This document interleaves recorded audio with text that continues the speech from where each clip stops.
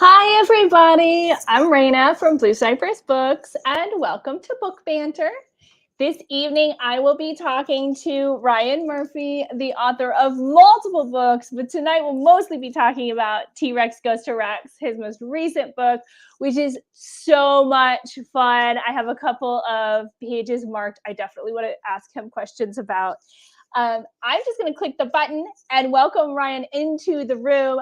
First, I do want to say, if you have any questions or any comments throughout the entire event, just type them down there in the comments and we will answer your questions throughout the event. So without further ado, Ryan, hi. Hi, Raina. How are you? Good. How are you this evening? Doing well, doing well. Thanks for having me on. Oh, thank you for joining me. Who's your kitty? I didn't see your kitty earlier, so. That was Jolene. We'll probably have a Chippy sighting. He likes to come to all Zoom interviews, meetings, live streams, that sort of thing. I have two cats too. One of them will definitely just be laying around. The other one is hit or miss. Either he doesn't show up the entire hour or he's like in our face the whole time. He's back and forth. So I haven't seen him yet. We'll just keep our fingers crossed. I always like a good cat sighting, so right? I'm pulling for it. Cats are very popular on virtual events, so all are welcome. So talk to me a little about T-Rex Goes to Rex. Do you want to give us the rundown? I mean, the title does say pretty much everything you need, but give me your elevator pitch, your 2 sentences. What is it? So T-Rex Goes to Rex. It's a dinosaur at Mardi Gras. Not only is T-Rex a tourist from out of town, he's from another age. He's from another species. And so he comes to New Orleans and he experiences all the great traditions around parades and dance and music and food, but experiences them only as a T-Rex can. He has a great time. He has some problems, but he ultimately comes out on top and completely exhausted at the end. That's pretty much the Mardi Gras experience. I hope everyone comes out on top at the very least. Yeah. Most of the time, even if it takes a couple of days to realize it was on top, you got to sleep it off and then be like, oh, you know what? It was a good Mardi Gras. Yeah. I mean, it's an experience that like favors people with experience, right? Like your first year, you don't do it very well. As an adult, you've got to learn how to pick your battles, choose your moments. He just went for it all. He did everything. The phrase "it's not a sprint" is, it's a marathon is so true. When I first heard that, because I'm not from here. Are you from New Orleans? I was born here, but grew up in Georgia. Okay, yeah, I've lived here for 16 years now, almost 17 years. My first. Oh, okay. I was about to say, where are you in this like post Katrina Mardi Gras? Because my first Mardi Gras here was the Mardi Gras after Katrina. Wow. And that's a totally different experience than what I assume will experience this year, but definitely would have a couple of years ago. Yeah. I know this is supposed to be an interview of me, but can you please tell me about like what post Katrina Mardi Gras was like?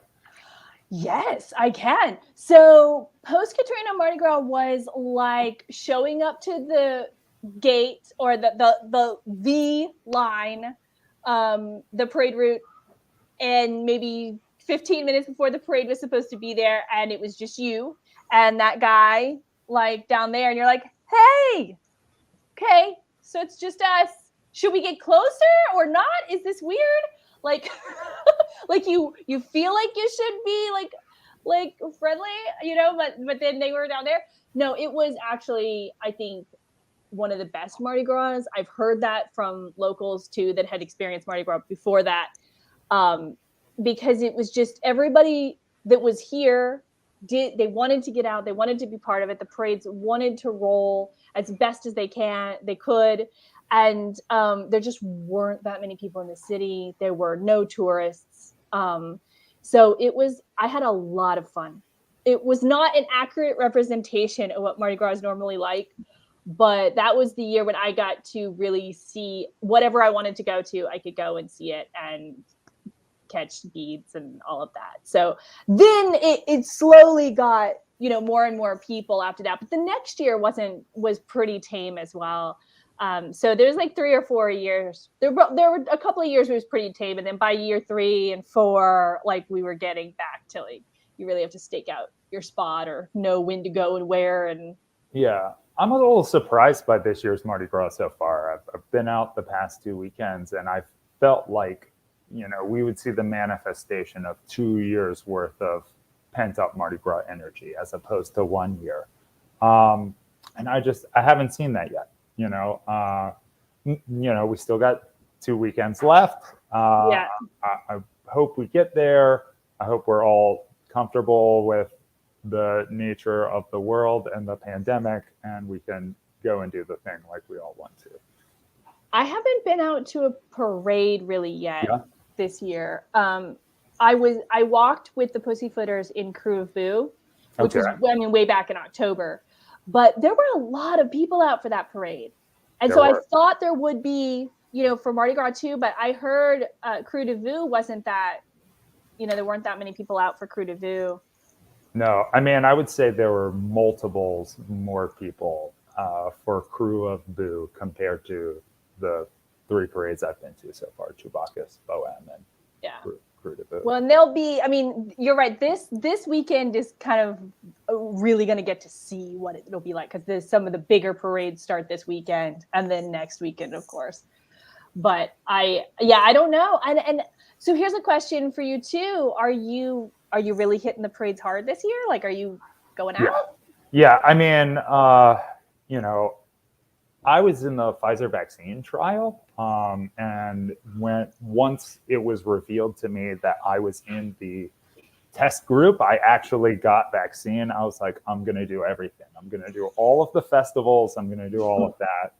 The world has thrown some curveballs in those plans, but just by and large, like, after a year of not having it, I'm like #1 fan. I'm trying to do everything right now. Yeah. I'm still on the fence. I'm still on the fence. I'm going to walk with the Pussyfooters in Carrollton and Muses. Mm-hmm.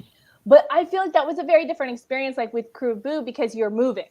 Yeah. Everyone that I'm around, like I knew that everyone in the parade had been vaccinated. And so then I'm just moving through the people, as opposed to standing in one place around the same people for hours potentially. So I'm going to go out, but I still have not committed to what and when.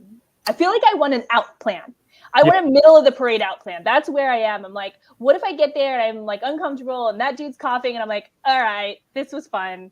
I just want to be okay in my mind, I think, with bailing whenever I feel like it. Yeah. And like, I think everyone has to choose their own level of comfort and adventure, if you're not vaccinated and you're watching this, please go do that.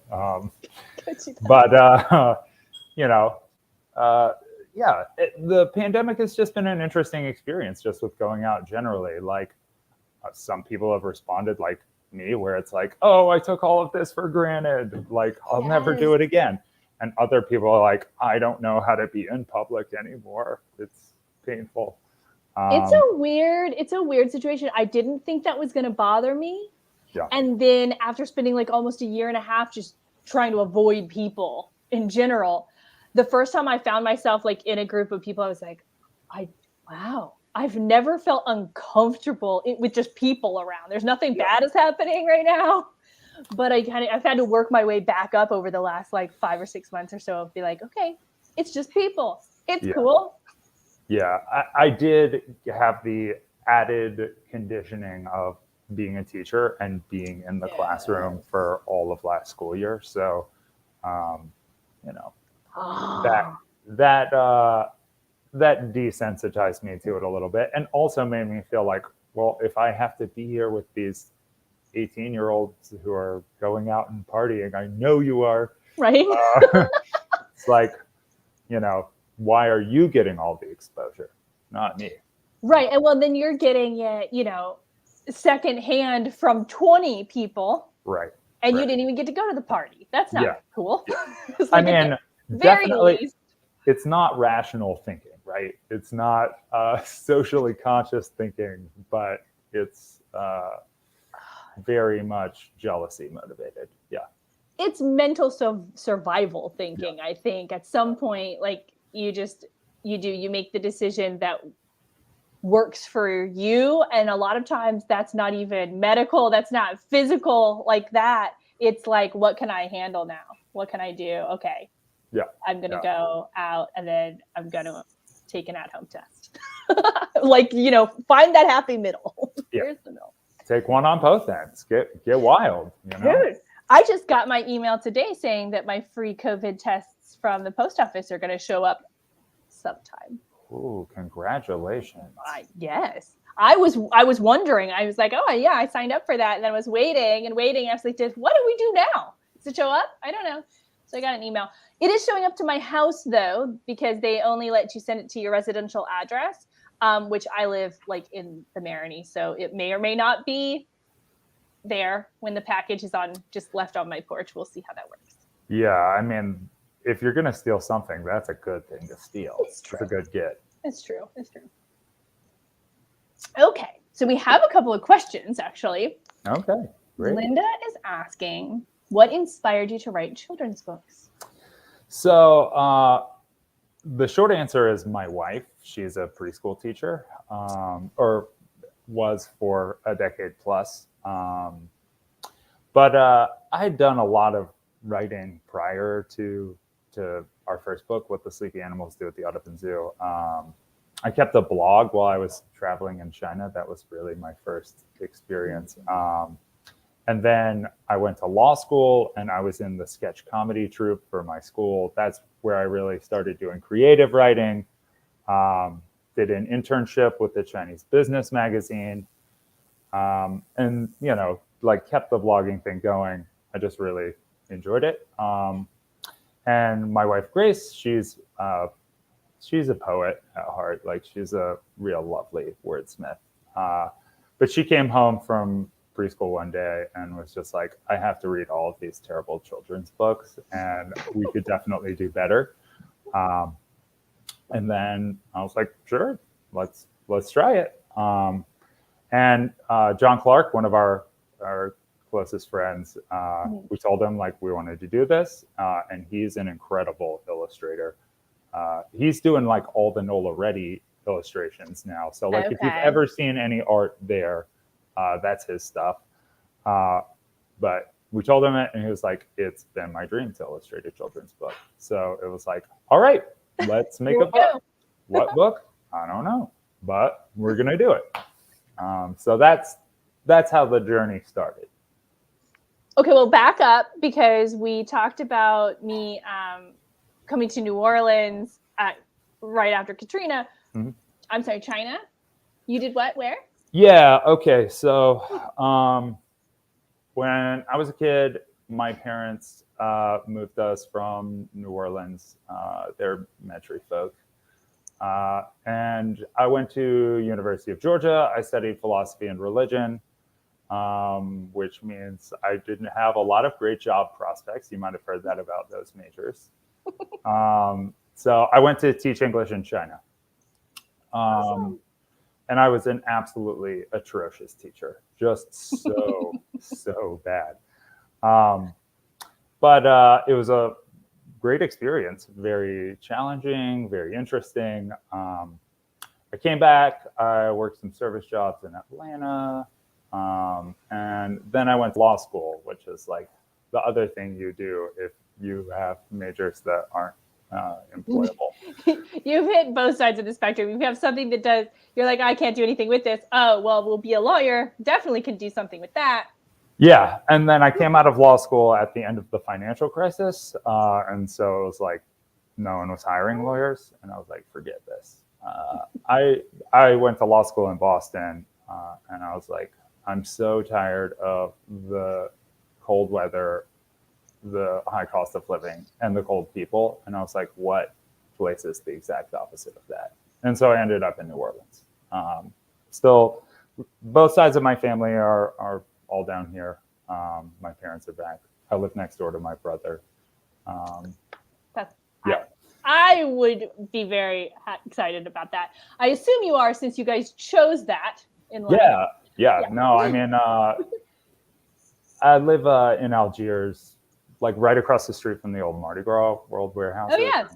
Yeah, there was a lot next to ours, and he bought it. And my sister-in-law, her dad, is a general contractor in Michigan, so like he kind of ran the build, and we did a lot of the work on the house, which was really cool.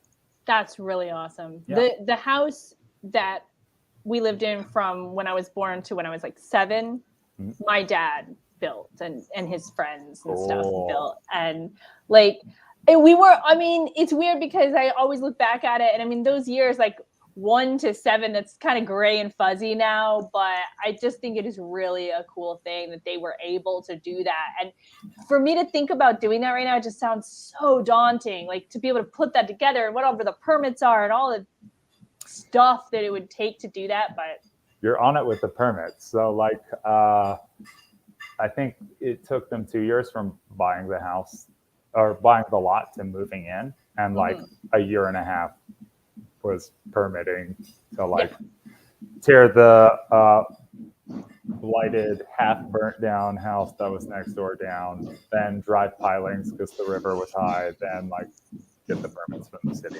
And, that was the battle.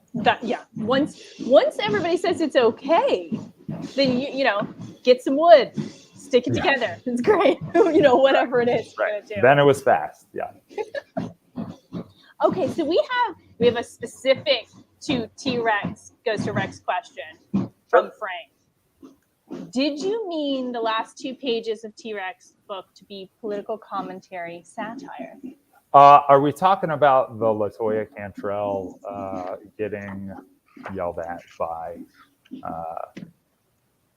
the T-Rex there? No, definitely not.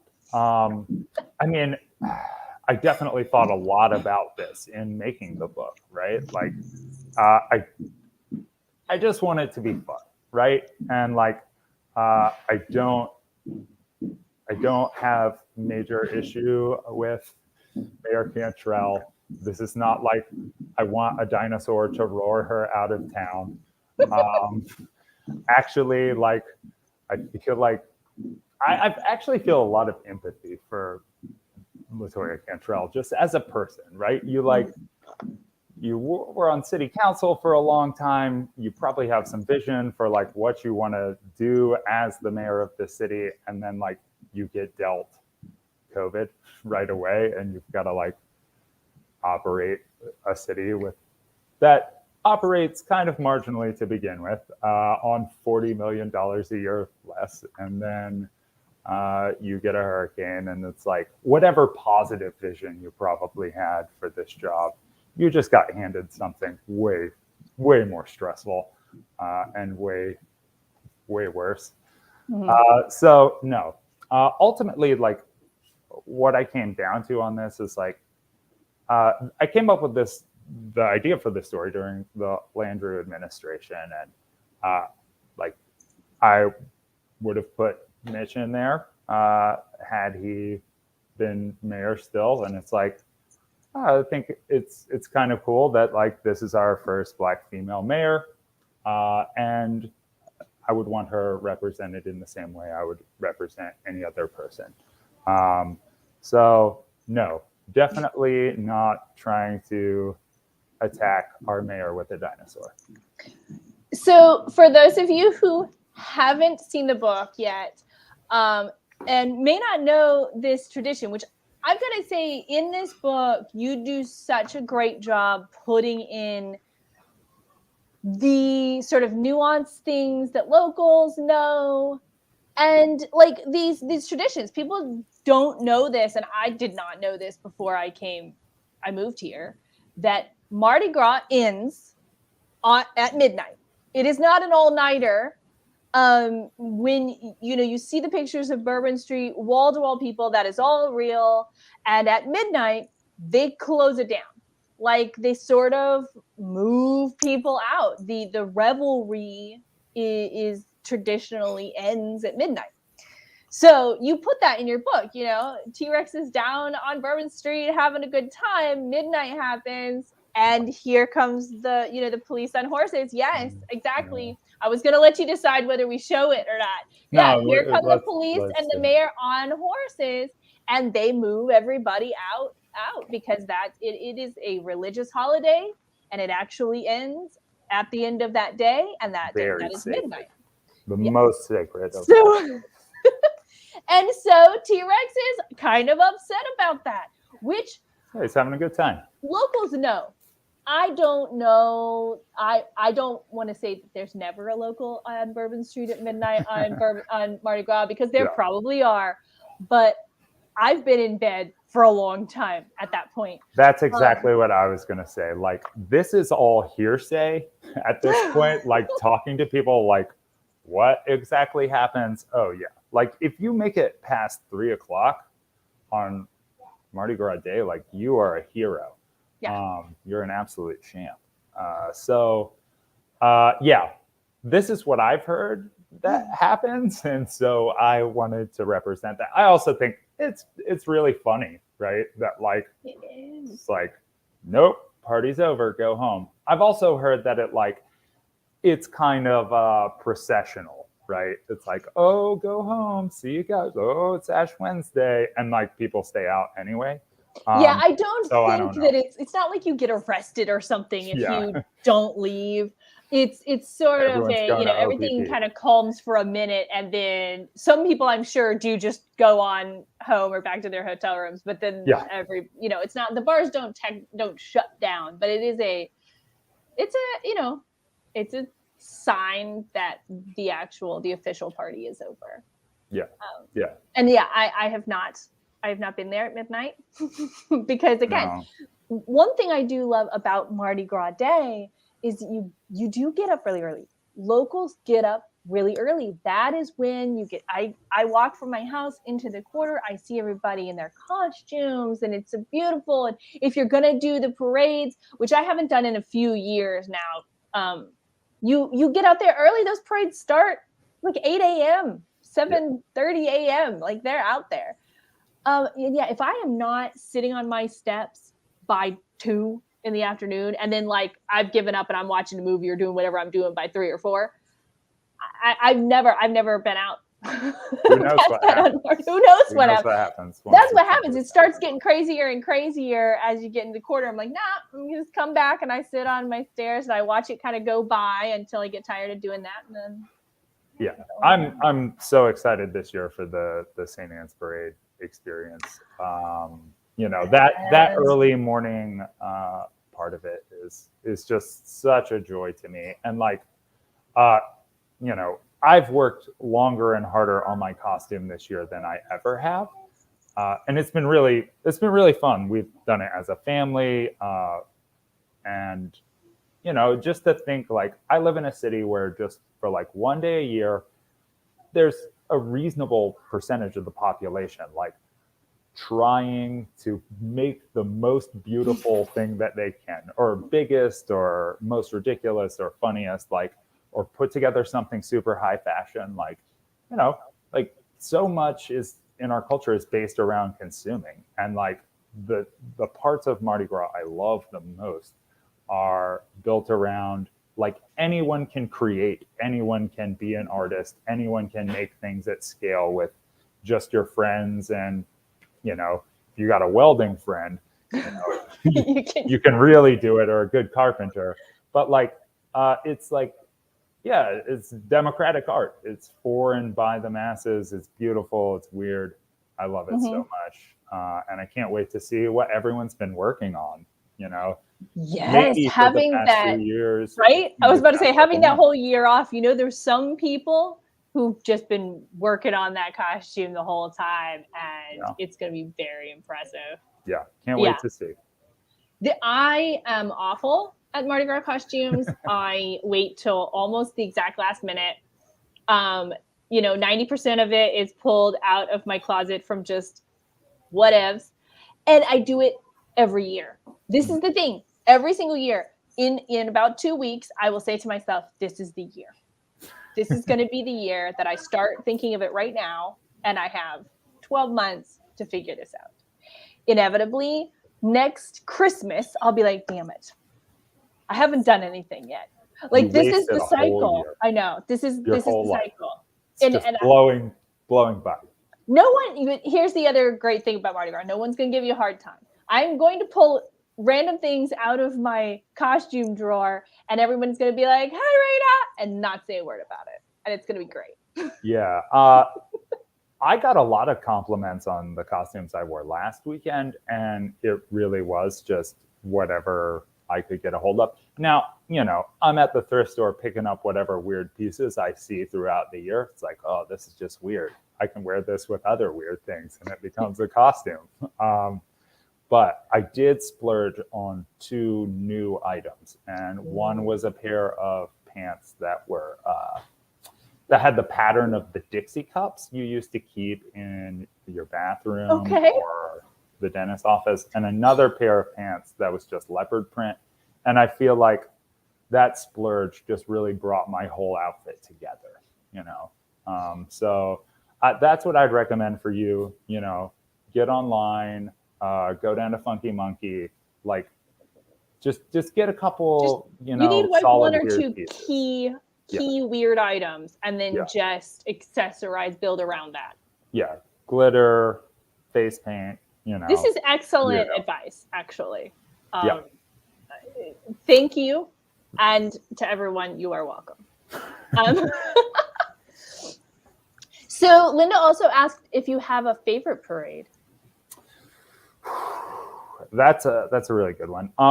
In the previous years, I feel like it's been Chewbacca's, because it's been like the first parade of the year. So like, I feel like it gets all of the pent up Mardi Gras energy, and like no one comes in town for it. So it's like all of the locals are all so excited. I also love just like the artistry you see at scale there, the like interrobang giant puppet octopus, Crew Deluxe's like low poly 3 trailer long dragon DJ techno thing. Just like people, who for like no possible profit, have just like put together just these huge and spectacular things. And then like all the way down to just like, I love being Princess Leia, like that's fun too. Like that's great joy. So that one's been my favorite for the past couple of years. And then outside of that, I would say St. Anne on Mardi Gras morning. Yeah, St. Anne is a lot of fun. It's called the St. Anne Parade. That is, I feel, very loosely used term. Yes, not a parade. It's more like a bunch of people that hang out, fill streets, and then they do kind of move from location a little bit. So there's a general flow. For like the more traditional uptown parades, Tux is my favorite. It made its way into the book because I just get such a kick out of seeing the Live Oaks TP'd. What can I say? I'm a child. I love it. I think it's so fun. Just like someone found a way to like justify TPing the richest part of town. Like they pulled it off. It's a great scam. They run it every year. I think it's hilarious. I'm right there with you. I don't know how that parade really started, but I guarantee it was a bunch of guys sitting around trying to figure out that almost exact same thing. Yeah. How can we do this? And everyone's going to love us for it. Well, they did. They figured it out. Muses has always been one of my favorite nighttime parades for sure. It's as creative. From my point of view, I get like all this creative, and they build the huge floats and they get, all the lights and everything. And then there is something about it being an all-female parade that I'm just like, all right, ladies, go for it. And they're not at all the only one anymore, and that's great. But they were like the first one that I was like introduced to for sure. Yeah. And so I love going and watching music. Yeah, definitely. Like, you know, Muses made it in because I feel like it's one of those like core Mardi Gras traditions, right? It is the like the feminine, you know, torchbearer of the parades. Like getting a Muses shoe is like if you had a Mardi Gras bingo card, like that would be something that's on it. And like that kind of quest for the shoe, I love that aspect that's like folded into Mardi Gras as well. Like you want these specific throws from these specific parades. It's definitely like if you had to have the ultimate Mardi Gras journey, which I feel like T-Rex is on. He's got to go. He is. He's on the ultimate Mardi Gras journey. And he learned, I love that you put the ladders. They're St. Charles ladders. So T-Rex is obviously a very tall dinosaur, but there's still somehow a ladder that gets in his way in front of him. And that is something that is, it's tourists like would understand that, but not truly. Like they've seen ladders if they've been here, but a local is like, no, that feeling. I got that. Yeah. So the illustrator took this joke differently than I intended. Like I just wanted a regular ladder in front of T-Rex, and him being frustrated with that, which felt kind of silly to me. And like when he came back with some of the thumbnails, this was what it was, and it's like, oh yeah, that's a way better joke. Like you think you're gonna get to see, but actually it's the world's tallest ladder. And I put my daughter in the ladder on that page. Well, you know, Danny, the illustrator, drew a little girl there, and I'm the colorist. So I was like, oh, that's Tallulah. So I get to make the final call on that. So tell me about that process too. So you're the colorist on this. So your illustrator is drawing. Yeah. So the way we work, and we've done this together for another book, you know, I give him a manuscript. We work on concept art together, proof thumbnails, and he goes into final art. The prior book, he just did in charcoal. This one, he drew in pencil and then went back over every single line with ink. So he drew every page twice. He hands it off to me. I scan it, put it in Photoshop. I color it there. I add in, you know, texture, move it into InDesign, lay out the book. And so, you know, between the two of us, like we handle every part of the process. And so, you know, before all of this, I got a compliment on the back, which is...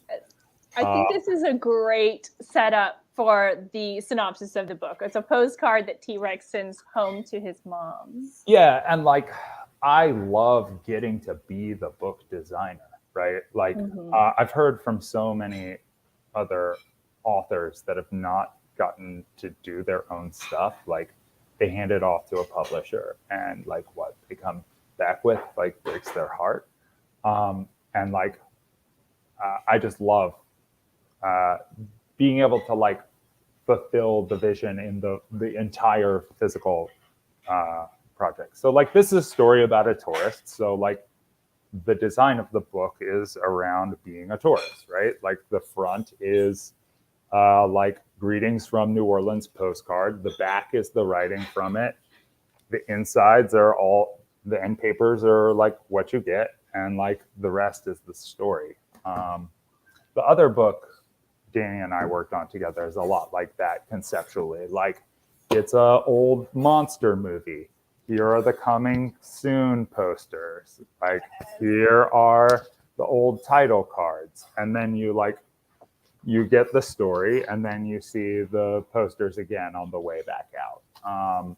I just think, like, there's just like another level you can take a book to if like you think of the whole package, right? And like you get to present it in that way. So I'm glad when people pick up on it. It makes me feel really good. I also, if you ever see it in a store, I love this this pattern along the edge. And if you see books stacked up, they all we usually have it facing out. So I mean, we see this so much. If you like look at it from the side or from the top, and they all stack up, that it's those little things like they make me really happy because and that allows like your small ideas come through.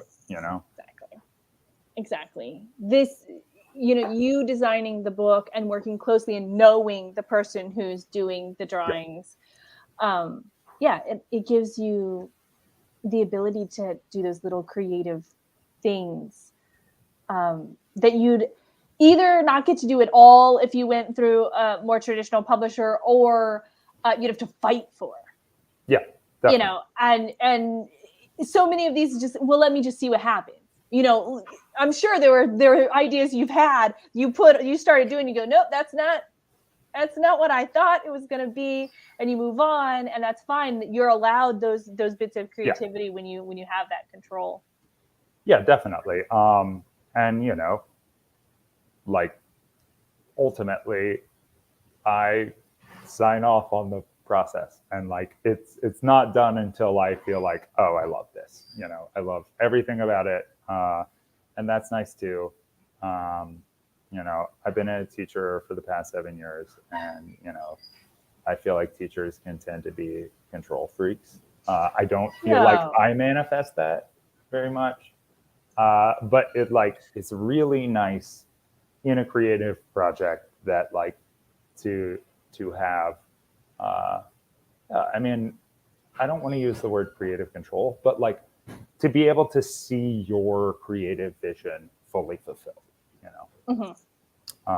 I don't think there are many products out there that like one person or one or two people can make the entire thing and then reach tens of thousands, hundreds of thousands of people. And I think that's one thing that's really cool about making children's books. Yeah. All of those little things that you mentioned, the sort of inside jokes with the ladder, all the way to this postcard and the stripes coming through. This is stuff that people who read a lot of books and booksellers really, really notice, and things that just the casual reader might not know that they notice, but they do. Like being able to talk to them, like as a bookseller, I talk to them, I see them, they come in and out, they, take different books, whatever, but they don't even know why they like it. And then they'll mention the postcard, or they'll mention something. I'm like, that's why you like it. You just didn't even know that. And there's like tiers of people you're making your products for, right? Like ultimately, like children's books are for children, but like also adults have to sit there with them. And like if you're an adult with a kid who hates a book, you are going to do everything you can to steer that child away from that book. Or I've lost some books. Who knows where they went? And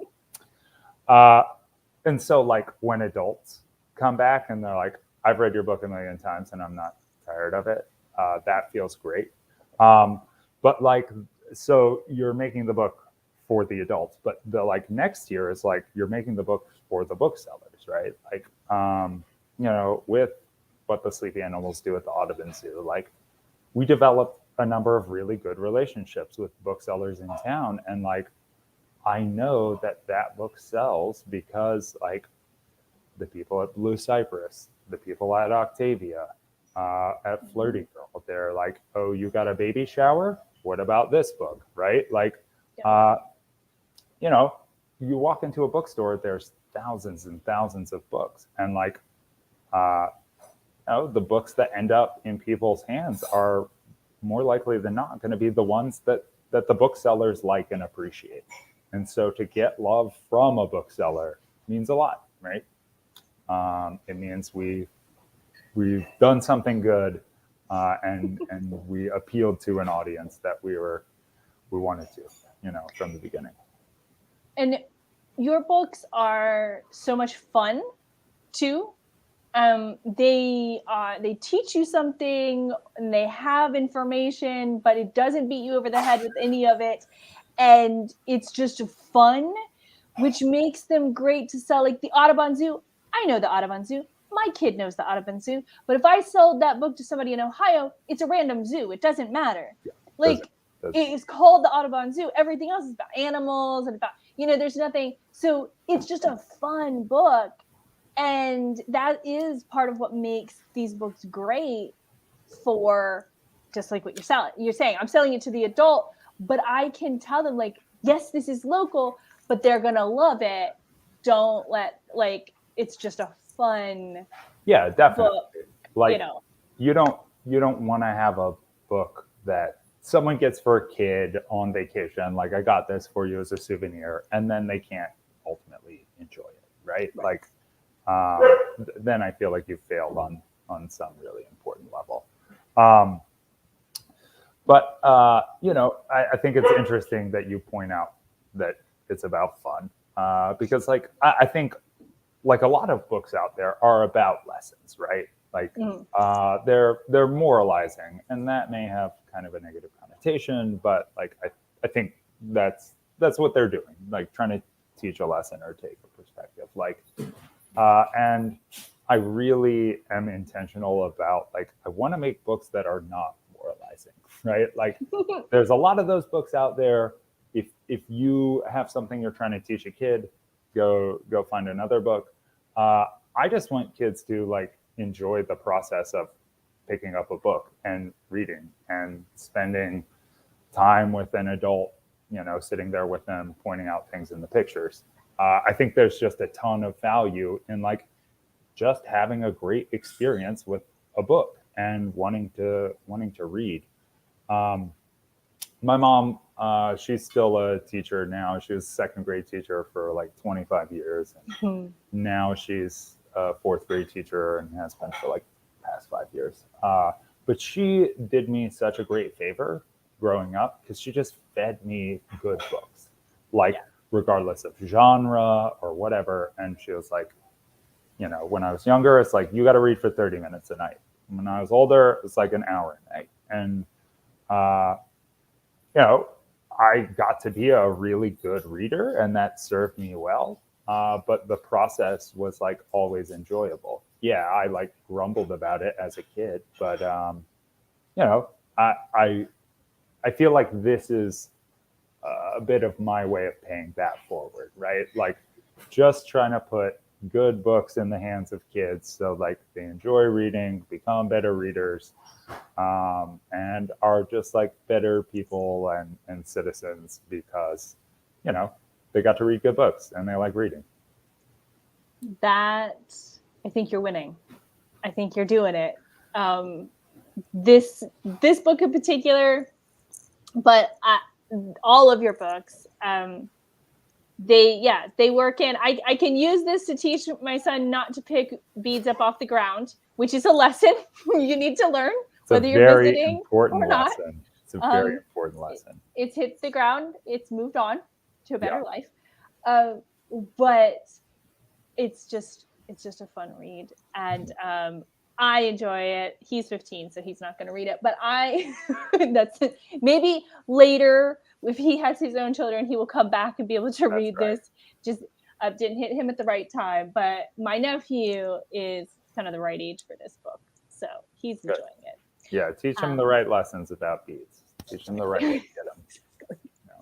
So we have one final question here we'll use to wrap up. Are you working on another book? What's your next project? So this one was way over budget, way over time. this one really hurt. Like, and I walked away from it being like, I'm not going to do one for the foreseeable future. There's a Sleepy Animals 2 that's written. It's done. It's beautiful. Email John Clark, beg him to do it. Like, it's just up to him to illustrate it. So if that happens, there'll be another book. I've got a manuscript. I've sent it out to publishers before. It's not one I'll handle myself. If something ever happens with that, there'll be another book. But as far as like me putting together a book, like I have for the past 3, it's off the table. But it's been really exciting in realizing like my next creative project is not going to be a children's book. It's like opened everything up. It's like, well, what else are you interested in? And like, what do you want to do? And so, someone else has pitched me on another book idea around like conceptions of like cities affected by like rising sea levels, like futurism. Like what is New Orleans going to look like in 100 years? Like, how do we deal with that problem? Really excited about that project. The fiction or nonfiction? It would be like conceptual art, generally, like a coffee table book. Yeah, I'm in. That is a very interesting idea. Yeah. So he's running that. I'm helping him with the technical side. I'm very excited about that project. We were talking before about programming. I've been a computer science teacher for the past 5 years. And I've been just really having a good time working on things that integrate like art and music and technology and physical computing. I got something I'm bringing out on Mardi Gras Day. I've worked on it for several hours today, like a musical robot thing. And I've been working on that with the illustrator of the Sleepy Animals, John Clark, who's getting a master's degree in software engineering. And so I've got big, like 10-year down the line designs on things around like the future of New Orleans, technology, art, interactivity, bringing in those like artists who make giant scaled things. And, I'm hoping I'm going to be able to bring it all together. I've got some pretty ambitious ideas. Okay, so I'm in for all of this. Yeah. Everything from Sleepy Animals to like art of what the city will look like in the future. That is brilliant, and I want to see some of it, even if it never becomes a whole book. Cool. So, well, I mean, you don't have to, but I would enjoy it. I'll see you down there at St. Anne on Mardi Gras Day. Come play with my robot. It's interactive. It's got. I'm gonna find you. I live like 5 blocks from where St. Anne starts, so I'm definitely going to just be on the lookout. Well, I'm gonna be a shiny silver and hot pink space cowboy. Should be able to find you. We'll see how this Mardi Gras goes. Is it lots of people? Is it not? I don't know, but we'll figure it out. Okay. All right, and I'll be looking for the woman who just put on all her. It looks like she just pulled some stuff out of her closet this morning. That's me. Yeah. Okay. Well, thank you very much, Ryan, for joining me this evening for Book Banter. Thanks so much. It was a blast. Awesome. And thank you, everybody who was watching and everybody who made a comment. I put the link to purchase T-Rex Goes to Rex in the comments. And once you get there, you can click on Ryan's name and see all the rest of his books as well. So have a good evening, everybody, and good night. Good night.